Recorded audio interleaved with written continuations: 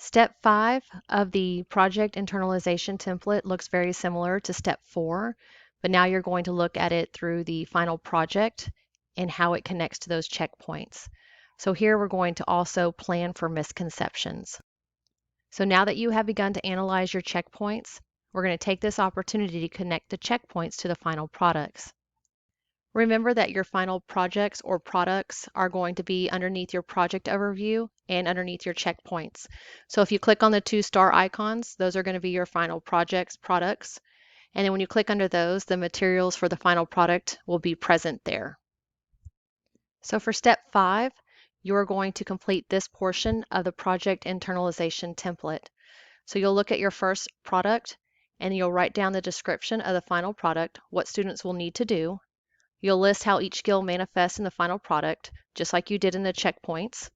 And then once you do that, you're going to go down here and you're going to actually complete the final product as an exemplar student. So you're going to go through the final product as though that you were the student. Once you have completed your final product exemplar, you're going to jot down anything that you think the students may struggle with or where they may get lost in the final product. Once you finish all your final product exemplars, and write down the misconceptions that you think the students may have, you can move from step 5 to step 6 of the project internalization template.